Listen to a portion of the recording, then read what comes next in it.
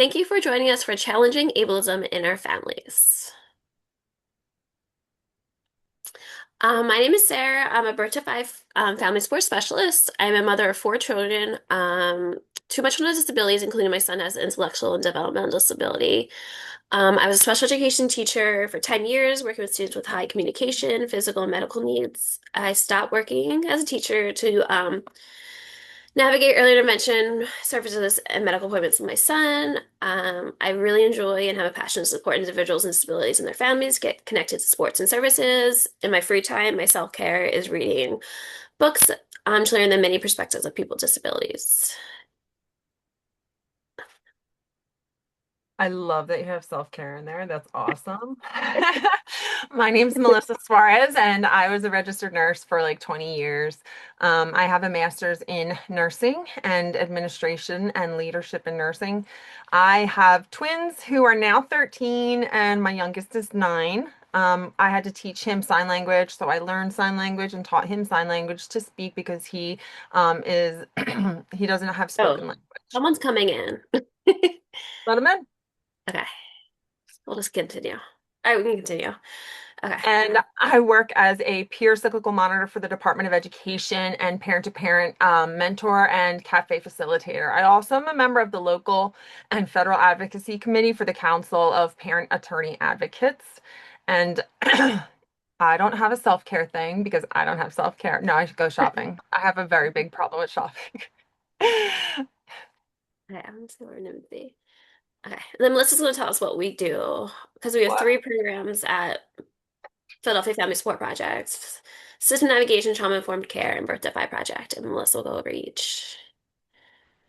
All right.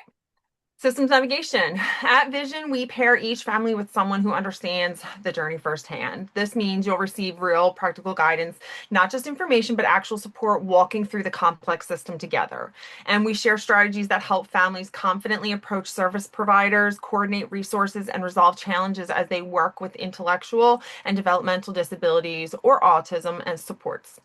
Our goal is to simplify the process so you never feel lost or overwhelmed. You'll discover tried and true strengths-based methods for supporting your loved one, tools for everyday obstacles, and solutions that help nurture your family's well-being. We focus on practical, compassionate steps that make a real difference. And every step of the way, you'll be surrounded by a caring community. Our network ensures you have a place to turn for encouragement and solidarity, helping you build lasting connections with others on a similar path. And with these offerings, Vision guides families through every stage of the system's navigation, transforming the experience from daunting and lonely to manageable and connected and deeply supported. Next, we'll look how our community resources will continue supporting families um, after this initial navigation training. And then trauma-informed care. We kind of do the same thing. Basically, it's an intro to trauma, frequent hospitalizations, management tips, family dynamics and sibling dynamics, finding yourself again. We work with families to help them deal with their trauma. We also have a grant that supports three three separate sessions with a certified licensed professional who's able to help them work through their trauma. And if they decide that they enjoy that therapy, we're able to work with them to try and get their insurance to continue that process with them on that journey. There's also support groups and workshops. They also offer peer-to-peer support for families, and that's a listening ear, someone to hear you out, someone who's been on this journey with you. And then Birth to Five, finding families with younger children. Vision's Birth to Five project reaches out to families early, right at those first steps. So we can offer support right when it's needed the most. We work to connect you with before or at the time of your child's diagnosis, making sure you never have to navigate those first questions all by yourself. We're here to inspire real hope, help you imagine a positive future, not just for your child, but for your whole family.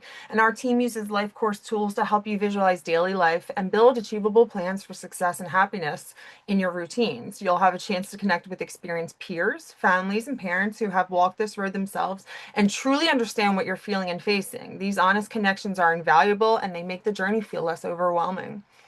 Will encourage and equip you to presume competence in your child, helping you focus on the strengths and potentials instead of the limitations, so that every child's voice and capability are recognized and celebrated. Vision offers a welcoming environment to process emotions like grief, loss that many caregivers feel at different points in their journey. And here, families can share openly, get support, and know their feelings are seen and respected. So, through these offerings, the Birth to Five Project makes sure families of young children receive the guidance and community that they need right from the start.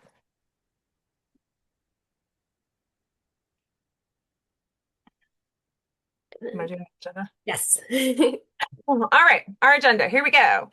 What we're going to do, we'll do an overview. We'll talk about interrupting microaggression. We'll talk about the different forms of ableism, how we can challenge them, and then Sarah has a huge list of resources for us. Okay, so we're going to do an overview. Just to know about language, there's identity first and person first language. Person first language would be person with disability.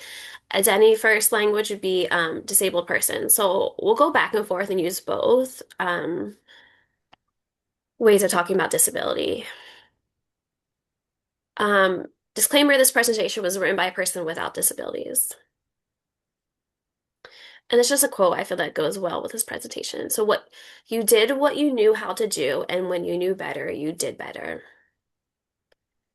Good one. So what is a disability? So this is according to the World Health Organization. It results from interactions between individuals with health conditions such as cerebral palsy, Down syndrome, and depression, with personal and environmental factors, including negative attitudes, accessible transportation, and public buildings, and limited social support. Um, Tiffany Yu, the author of the Anti-Ableist Manifesto, defines disability as a health condition of the body and or mind that impacts the way a person participates in daily activities. So not all disabilities are apparent. Non-apparent disabilities are physical, mental, or neurological conditions that are not immediately apparent but can impact someone's movement, senses, or activities. It's estimated that 70 to 80% of all disabilities are non-apparent. So non-apparent disabled people are stigmatized, doubted, or disbelieved simply because their disabilities are not always apparent to others, or their disabilities are seen less real and not at the forefront of people's minds. People with non-apparent disabilities are seen as lying about their disability or perceived as lazy. They do have the privilege to disclose their disability, which impacts how they're treated, something people with apparent disabilities cannot do. So I'm going to share the 8 models of disability. There's many more.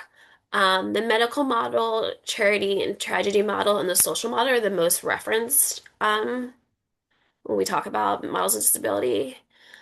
And then models of disabilities are different ways people talk about disability. So there's the medical model of disability.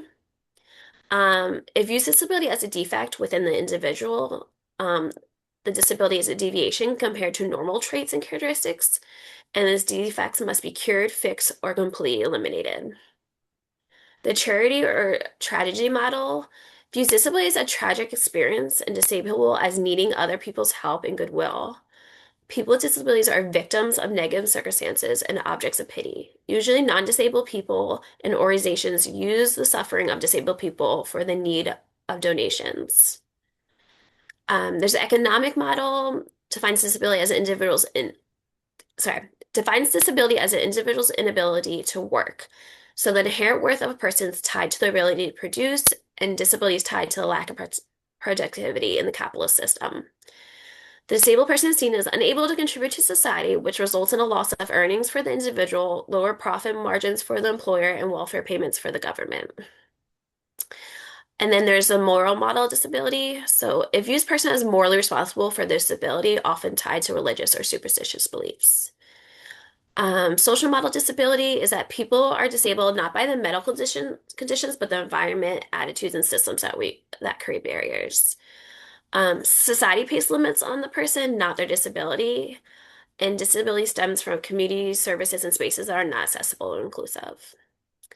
And human rights model disability, disability is a natural part of human diversity, and that we must be respected and supported in all forms.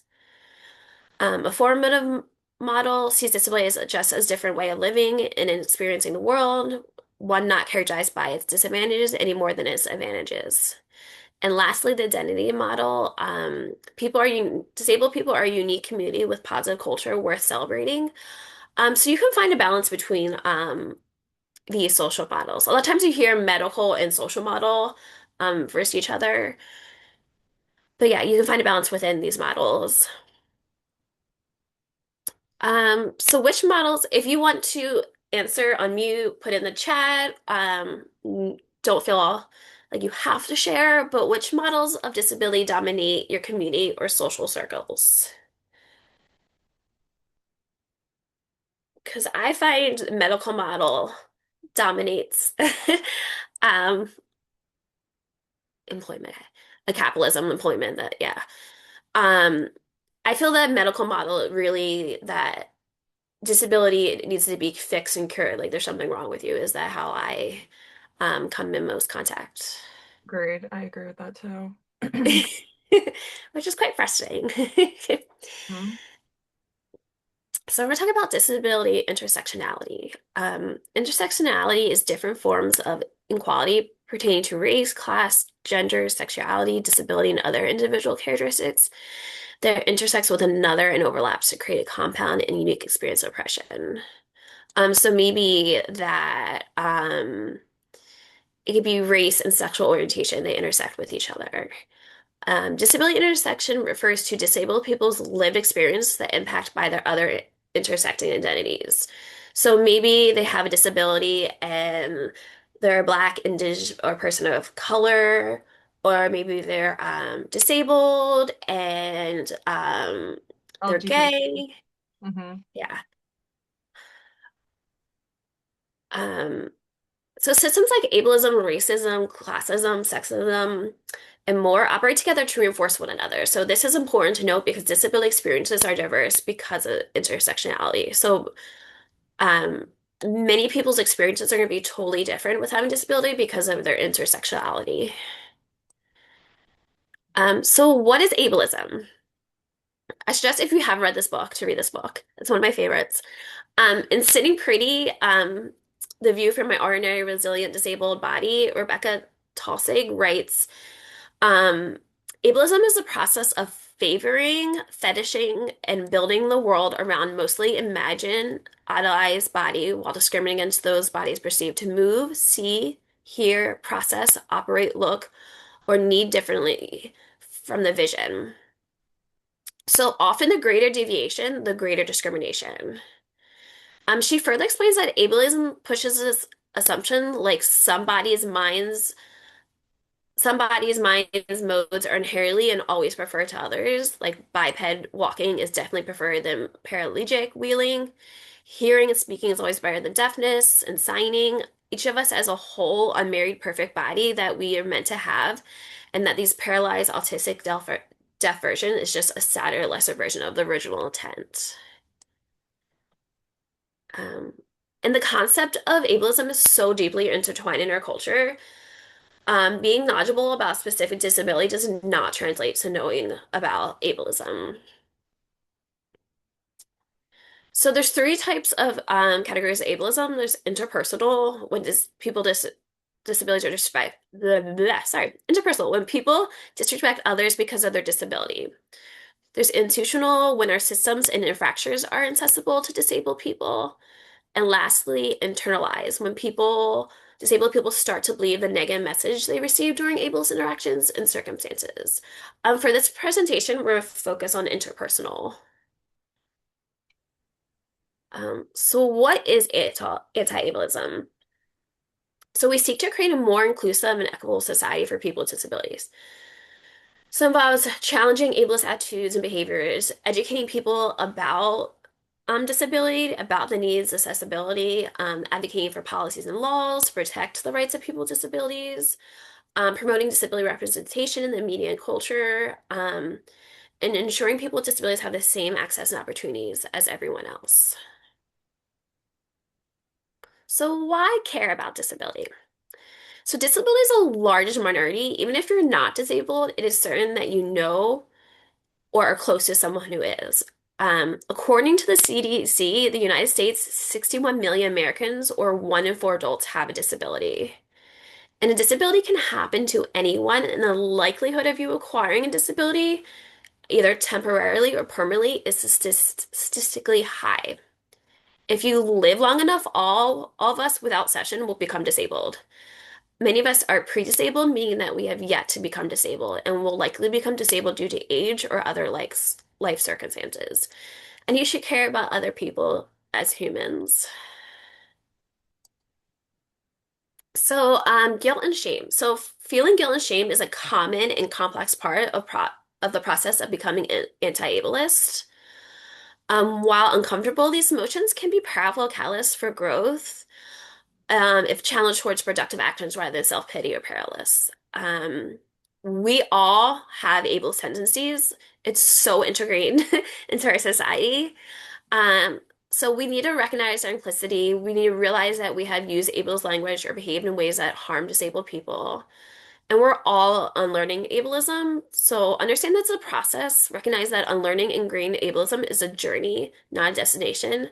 No one can become perfectly anti-ableist overnight. And then resolve your discomfort through constructive actions and attitude shifts. Like hold on to the guilt and shame can prevent you from moving forward. So forgive yourself for what you didn't know and focus on doing better. Okay, also with being anti-ableist, we're going to recognize our privilege. So privilege refers to the unearned social advantages and ease of participation in the world largely designed for people without disabilities. These privileges are often invisible to those who possess them, but create significant barriers for people with disabilities. So, for example, accessibility. So you oh my God, spontaneously attend an event, restaurant, or social gathering without wondering whether the venue will be accessible to you, if you have transportation to get there, or will you get to sit with everyone else in your group. You have the responsibility to educate yourself and be aware of your privilege you benefit from. And then Melissa. Thanks, Sarah. Some of that stuff was like very deep and hitting. So I'm going to talk about interrupting microaggression. Okay. Microaggression. Isn't always obvious. Okay. As parents, it helps to know what it looks like so we can talk about it honestly with our children. And sometimes discrimination isn't a blatant or mean-spirited. It can be subtle, indirect, or even unintentional. By naming it for what it is, we can build a more inclusive and understanding environment at home and in our communities. So, are indirect, subtle, impossible, unintentional discrimination against individuals based on their disability that can take forms of statements, actions, incidents, or exclusions. So this definition is powerful. Ableism can hide in everyday moments, in what we say, do, or choose not to do. That means it's not always easy to spot, but it can still hurt deeply. Our job as parents is to teach our children to be mindful of these moments. So whether it's a thoughtless comment, leaving someone out of an activity, or a policy that isn't fair to everyone, encouraging open conversation helps our children see that everyone deserves respect and our chance to belong. So together, let's challenge these indirect forms of discrimination and show our kids that inclusion is something we work toward every single day. All right. Responding to microaggression. So we want to respond in a calm, clear, and a direct way. When ableism comes up, I try to stay calm and approach the person directly. Clear communication really helps everyone feel safe and heard, especially when it's not done in anger or hostility. Then it's well received. So I don't just call it out. I ask gentle questions, help them reflect on why their words or behaviors may have hurt someone or reinforced some stereotypes. I know that real understanding takes time, so I offer the patience and room they need to process and grow. And then, ignoring. So it's important not to brush these moments aside silently, complacently, or laughter can feel like endorsement or neglect. So always address it when possible. And then do not speak with the intention to shame. Whew. I've had a personal experience where this actually happened. It was right about the time where like the words mental retardation and intellectual disability were changing. Coming from a medical background, that was the vernacular that I was raised with. That was the ingrained part of it. And someone told me in a very shameful way that I was a horrible person. And it was public and it was in front of all my colleagues. And it was at I was working at a very, very, well, it was University of Penn. And I'm working there and it was like, oh my God, I'm so sorry. Knowing that my son is the person who I was talking about who has the intellectual disability.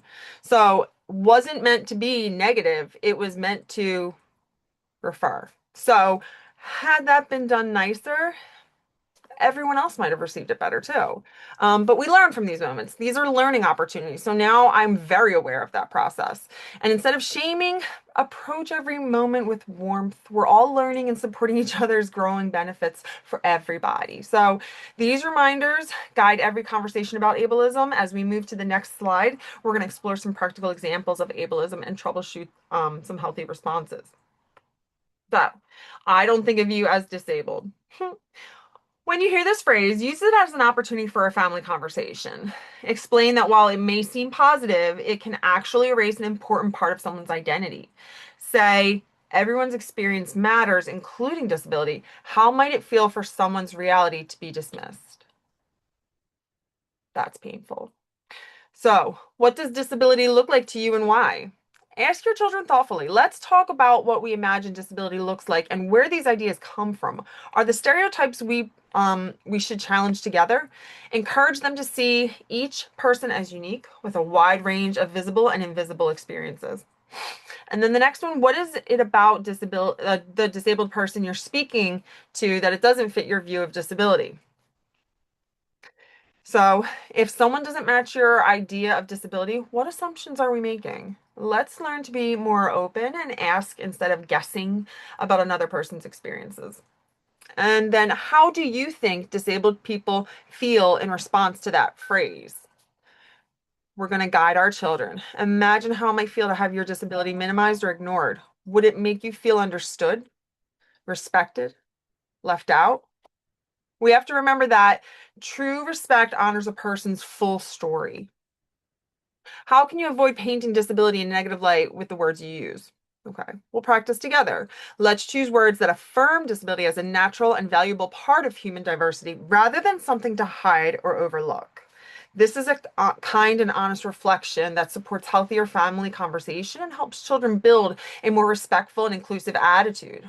So on the next slide, we'll cover some practical ways to uplift disabled voices in our homes, communities, moving from awareness to meaningful action. So, the blind leading the blind. When this phrase comes up, pause with your family to discuss why it's problematic. Say, did you know this is saying actually as a history tied to negative stereotypes? Let's think about how it could make people feel and why we might want to avoid using it. Do you know the harmful history or connotations of the word or phrase? So we'll explore together. Let's learn about where some common phrases come from. I did this with my kids. We looked up, what was it? Mute, dumb, um, what else was it? Mute, dumb, deaf, because it came up with my son and his um, communication method. And if they have a hurtful pain or past or they reinforce a bias, we can talk about choosing other language that's positive and inclusive instead. So, can you think of an alternate word or phrasing? Empower your kids by brainstorming these replacements. How could we express the same idea without negative language? Maybe saying people work together without clear direction instead of something that's accurate but gentle. By examining the words we use, families can actively challenge ableism, microaggressions. In the next slide, we're going to look about how small changes in our language make a big difference in promoting dignity and respect for everyone. So, So forms of ableism. There are again other forms of ableism. We're just focus on the next slides for this workshop because it could be a couple days long if we focus. So I took um, typical things we hear. So disability as a tragedy or defect. So what's wrong with you? You hear people ask, "What's wrong with you?" That disability is seen as this terrible misfortune. I could never deal with that. Disabled people are seen as worse off because of disability. They suffer. They have lesser prospects of a happy life. People say, "Oh, you're so lucky to be loved." Stating that a disabled person is lucky to be loved, to have friends, family who stand by them despite their disability. Um, So I remember I adopted my son who has Down syndrome, and I had to call the lawyer about adoption, and I brought up that he had Down syndrome, and the first thing she said was me, so sorry. And I was like so taken back by it. I was like, we're not sorry about it. But a lot of times that's the automatic response is sadness and pity when disability is discovered or disclosed, or with that's so sad with expressing sorrow in his disability pregnancy or birth announcement, where it should be like, congratulations. Um, and another one is just being excluded because of behavior actions that don't fit the social norm. So like needing like a routine or no eye contact. So disability needs a cure. You'd be surprised how many people have heard this one. Have you tried essential oils? Giving unsolicited opinions or advice about a diagnosis or treatment, it undermines the excruciating amount of time, energy, and resources people have already devoted to their health, much of which others might not realize or notice. Look at all the exciting research they're doing to cure, name the disability.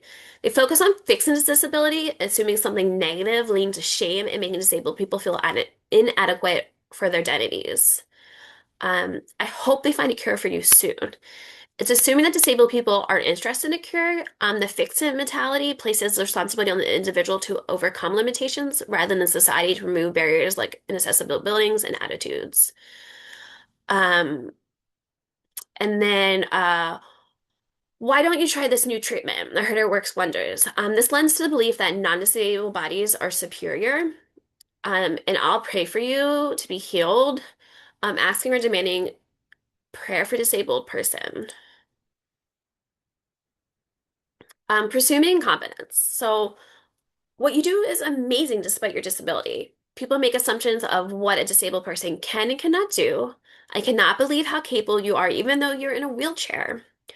The presumption of incompetence tells us that we should not expect disabled people to do much of anything, and they're not capable or competent based on their being disabled. We don't think he would, we don't think he'd be able to join student government, so exclusion from activities presumed too challenging. Often, incompetence is presumed socially, and disabled people and children and adults alike aren't given the opportunity to participate in authentic friendships.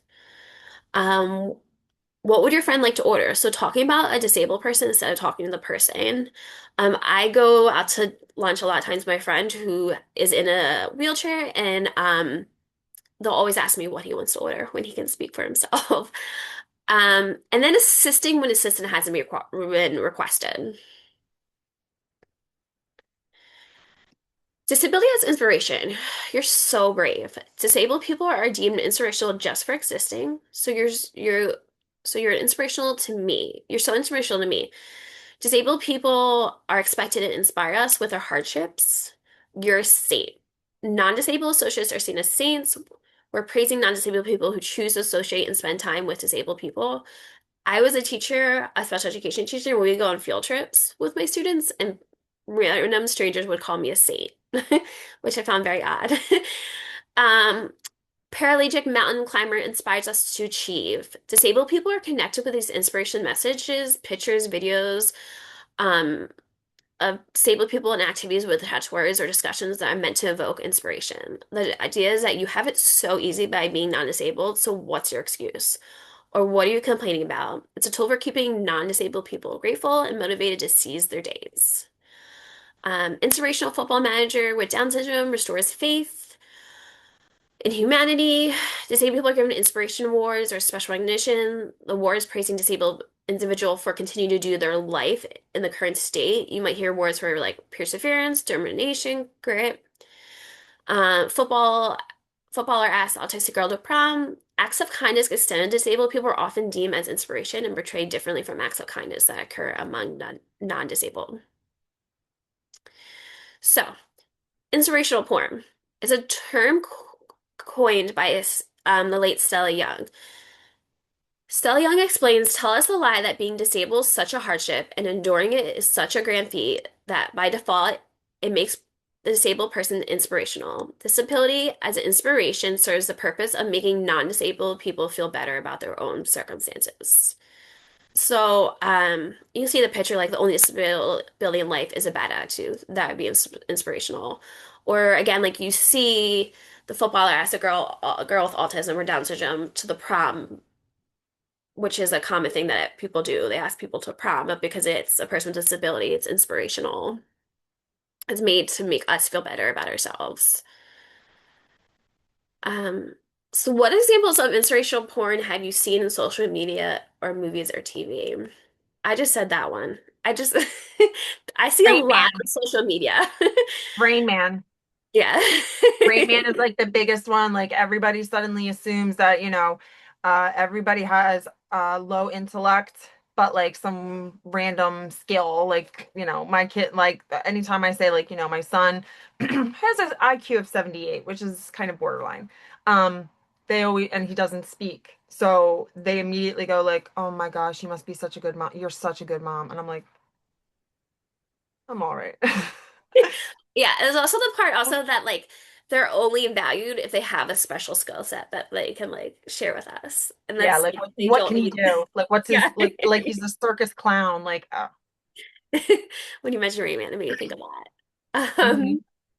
So emphasizing disability, like, hey buddy, acting during acting different during interactions with disabled people. Examples are changing your voice and volume and rate to be louder and slower, using baby talk, using a sing-song quality of speaking, using nicknames like buddy, bud, pal, oversimplifying a message, using descriptors like cute, adorable, precious, calling a person sweetheart, sweetie.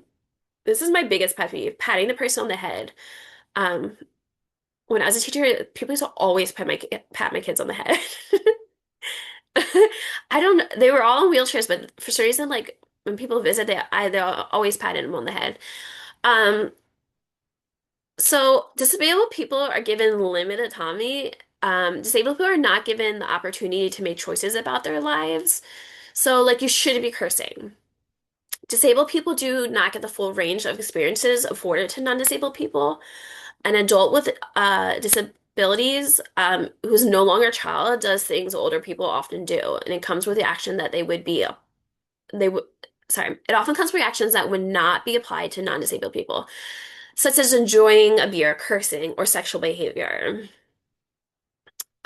He has cerebral palsy. He has high functioning. He's high functioning, so he That's over that's my pet peeve. So simplifying function labels. So function labels such as mild, moderate, severe are outdated and do not tell a story. And then you have the function labels, like high functioning, low functioning. These can be misleading and stigmatizing. They don't always reflect the individual's strengths and needs. Because a lot of times people hear high functioning and don't address all the needs of the person because they think they're high functioning, they don't have needs. Or they hear low functioning, they presume incompetence. Um, Yeah, and because like it's the dichotomy. Like if you're high functioning, then like what's the other person? Like and then where am I? Like what functioning am I? Like I'm very low functioning with executive functioning. And we'll talk But about this later, but we like I will say like high communication needs instead of saying like low functioning. Um, like in Pokemon we just Child. kind of like look at it as like we communicate differently. Like it's just another way to do things. Yeah. So liking Pokemon is childish. So you're treated younger based on your interests. And then token disability, I'm not ableist, my family member or friend is, so because you know someone, you're no longer ableist. My disabled friend Joe, you put disability in when it doesn't need to be put in. We just actually talked about this. Does he have special abilities? As a disabled person, do you think is the community's opinion on this issue? So one person of disability is expected to represent all the community with all the disabled community. Um, so don't say disability or disabled. So we say she has special needs. He's differently abled. Euphemisms are used to substitute the word disability. A euphemism is used as a substitute for words considered to be too harsh or blunt. So when referring to something unpleasant or embarrassing. So this reinforces the notion that disabled or a person with disability is shameful. falls on deaf ears, turn a blind eye, using disability as a negative metaphor. Um, you're so crazy, using antiquated words that have negative connotations for people with disabilities. Like we try to say, which saying you're so crazy is so ingrained in our society. I try to say wild. Um, It's a pet peeve of mine, but I'm so guilty of saying it. But like I also have this like whole like I shouldn't say that. Like how do I rephrase that? And it's okay. Like you make the mistake, then you just change it. But so guilty of saying it, and also I hate it. yeah, so other words are like handicapped, crippled, stupid, insane, crazy, lame, and dumb. These have all been words to describe people with disabilities in the past.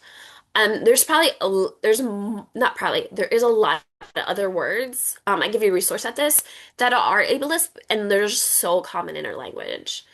Um, yeah, so there's many words we should scrub from our conversation because they're slurs. We use offensive words. Like the R word, lame, spaz, psychotic. Again, words that should stay in the past. Freak. Um, I'm so OCD. I'm so insert disability here using diagnostic terms casually. So it can be so people will say like I'm so OCD because they like to be organized, but that has nothing to do with being OCD. Or maybe they like have trouble like in the moment focusing. They'll be like, "Oh, I have such ADHD." Like we're not going to use disabilities to describe things that are casually happening. Um it can be difficult to recognize language that is ableist and offensive. We don't think twice about using them, which usually reinforces the negative stereotypes, dehumanizes, stigmatizes individuals' with disabilities, invalidating disability. So, sorry, let me see. So, it's no big deal. We're all a little disabled. You'll hear like we're all autistic, which is not true. Um, it's not that bad. Don't be so sensitive. You don't seem disabled. These are all questions that are taken away from the person's experience of having a disability. And plus, sorry, a lot of times they're based on a non-disabled person who has no idea about that experience. Um, Disregarding private information and disabilities. So what's wrong with you? Were you born like that? How long have you been like that? Can you see, hear, or walk? Asking intrusive questions about health and disability history. People with disabilities have the same right to privacy as anyone else. Asking medical questions pressures someone to share private and sensitive information, and people with disabilities do not owe anyone an explanation. I think a lot of times people feel that they're owed like how and when and why this person's disabled, but Like they're they have not. the rights to ask about like how they toileting, how, like their Yeah, toileting or their hygiene, and you're just like, how do you do it? Like it's very invasive. yeah. Okay. And then let's just gonna talk about challenging ableism. Hmm. Oh, you want me to do it? I thought I had presumed incompetence. Okay, I'll do this. Sorry. I think so we want to teach children to pursue competence, reject the idea that disability neither guarantees nor negatives greatness. We want our children to see disability as an ordinary part of a human condition, like not a tragedy. We want to normalize disability, and we are a diverse community that includes people with disabilities. We want to communicate in an inclusive and respectful manner. Trust disabled people when they share their experiences and barriers. Model typical interactions with disabled people because it will be their standard. So you are the model. You show how your children should be interacting with people with disabilities. Constantly educate ourselves and learn from the disability community. And you can do this. I follow a lot of people on social media. I mean, I read books. There's podcasts, YouTube stations. Um, I'm probably forgetting some, but I have them at the end as resources. Okay, sorry. You go, Melissa. All right. Here we go.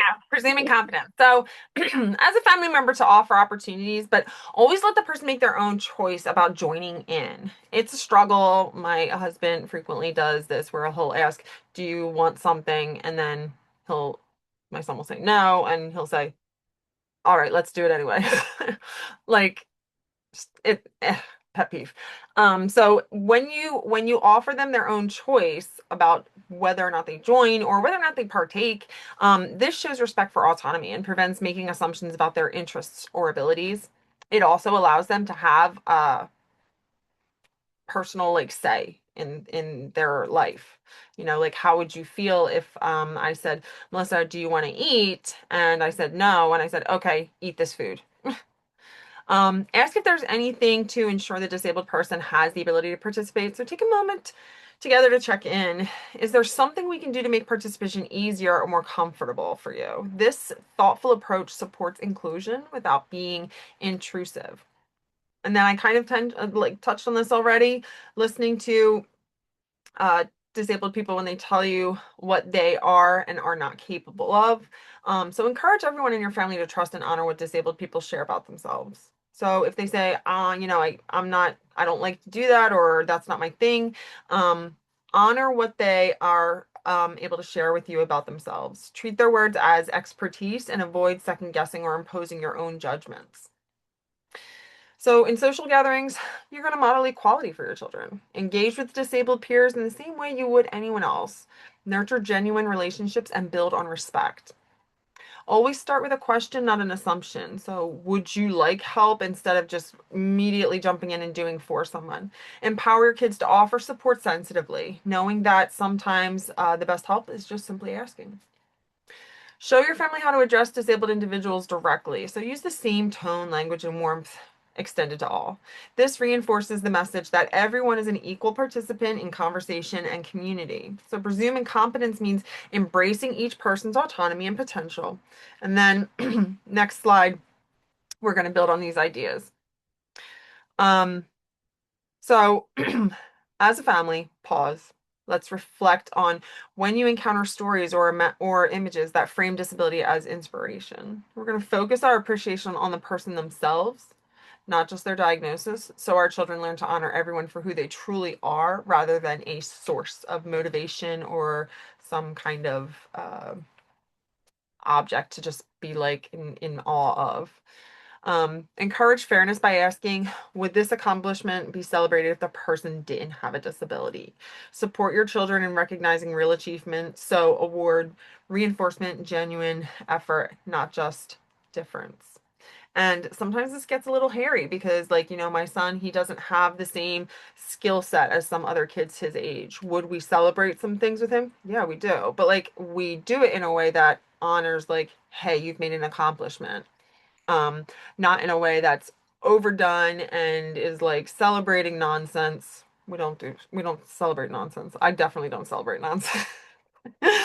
So we're going to speak about your child's disability the same way you speak about their non-disabled peers. So model consistency and respect by using the same language and tone for all children. Everyday conversations are powerful for teaching kids that everyone deserves to be seen and valued equally. Show your child that friendship is about mutual care and connection, not charity and not obligation. If they make a friend with a disability, celebrate the friendship just as you would any other friend. So all relationships are honored alike. We're not going to like over celebrate because they now have a friend that's got like, who's deaf, or that suddenly celebrate a friend who, is utilizing a wheelchair. That's silliness. Silliness, anyway. Use inspirational stories as a chance for family conversation. So together we can ask, how does this story make us feel? And are we appreciating the person or just their difference? So this is going to help kids understand the importance of respect and inclusion.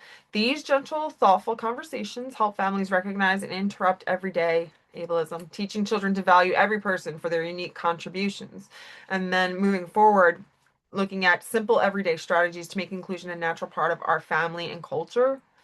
And then when inspiration stories appear on TV, in books, in our schools, it's a great moment for conversation. Talk with your children about what these stories mean, how they make us feel, and why it's important to recognize people beyond their disability. By doing this, we teach empathy, not pity. We show respect for every person's story. And then by using these questions and reminders in our everyday conversation, we're going to help our children grow into thoughtful adults who value diversity genuinely and respectfully.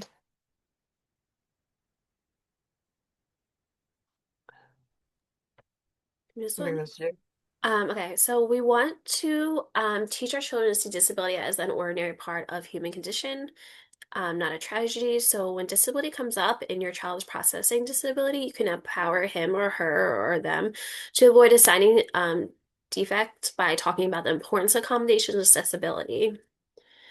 So talk to your children about disability in a matter-of-fact way whenever it comes up, such as when you see a disabled person in public or in a movie.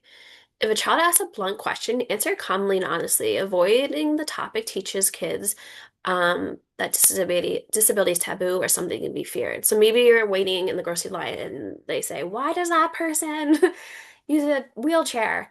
It's just talk to them calmly, answer their questions with honesty.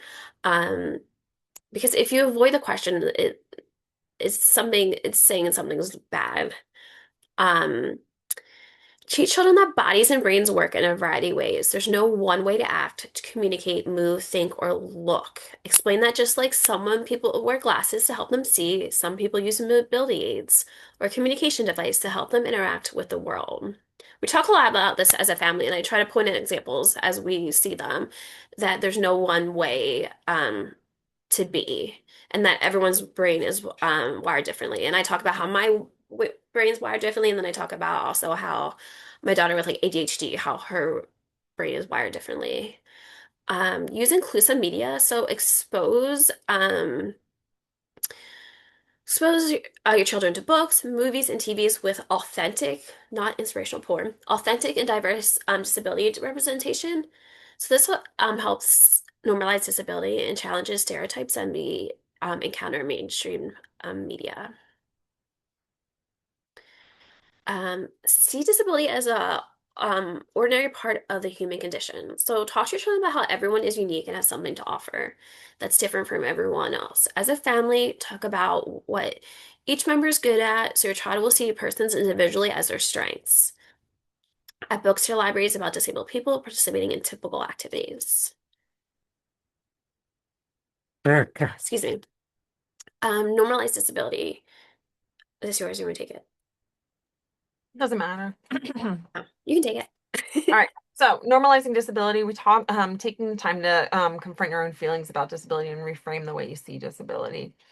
By normalizing it, when we see someone disclose their disability, respond by saying, "Thank you for sharing that," or "I appreciate your trust." Congratulate and express happiness in a disability pregnancy or birth announcement. It doesn't um, it doesn't take away from the fact that there is a child coming into the world. We are not going to tell a disabled person that they are lucky to be loved. That kind of implies that, they get love because it's a pity party and it's not actually because they are deserving or worthy of love as well.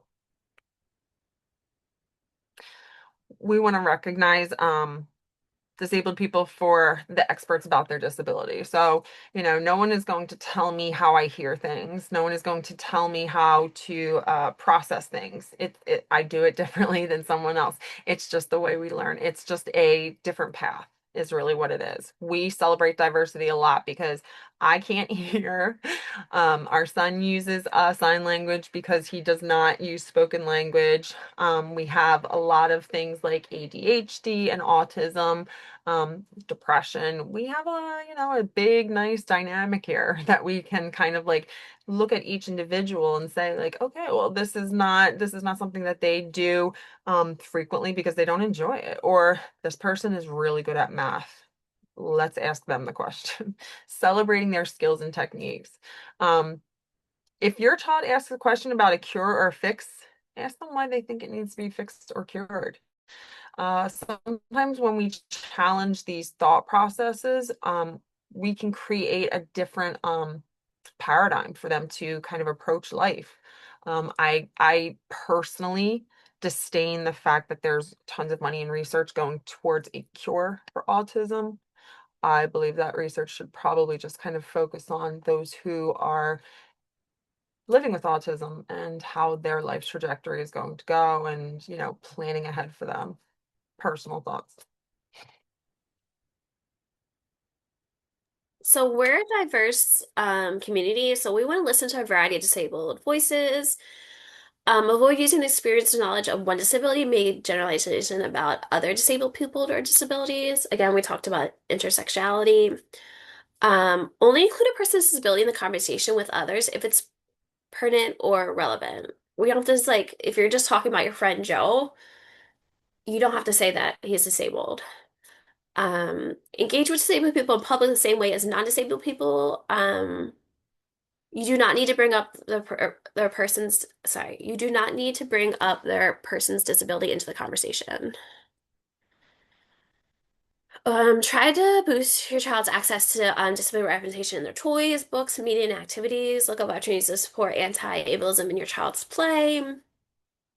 I'm always on my soapbox about how disability is represented in our society.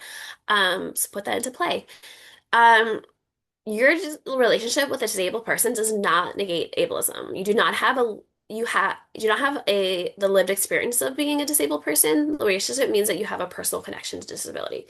So you're not gonna say I'm not ableist because like my son has autism or because my friend is in a wheelchair or you just you have a personal connection to that person with disability. Communicate in an inclusive, respectful manner. So ask if the person's prefer either identity first or person first language. Sometimes you'll hear them already say what they're saying and just follow their lead. If you don't know, then just ask them. Um, Choose alternative non-ableist ways to make your point. Um, just say the word disability or disabled.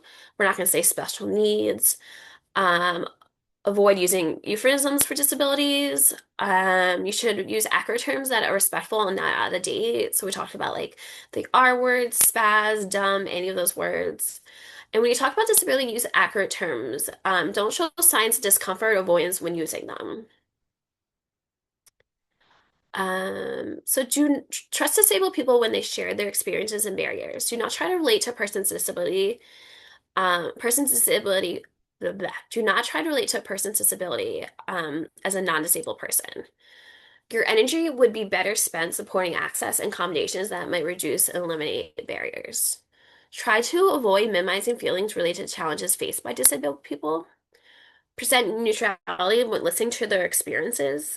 You can always ask, how are you feeling about it? Or do you want to talk about it? Refrain from asking disabled people about private health information as you do the same with non-disabled people. And so for this reason, talk to your children about what's important, distinguish between what is and not our business. So like explain the difference between where you get those cool shoes and what happened to your legs. So help them understand what's private information they get and public information stuff you can ask about.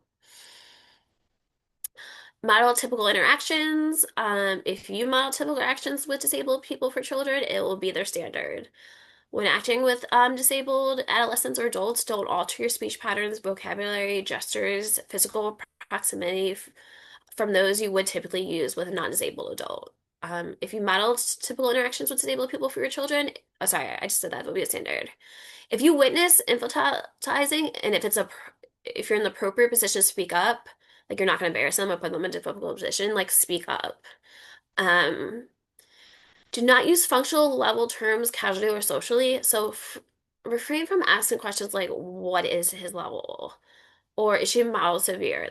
Terminology is necessary for collaboration, caring, and coordination in certain settings, mostly medical, in context, including so it says say like high communication needs or she has high mobility needs. We're not gonna say, I know my mom just went to lunch with one of her friends. She asked what level of Down syndrome my son had.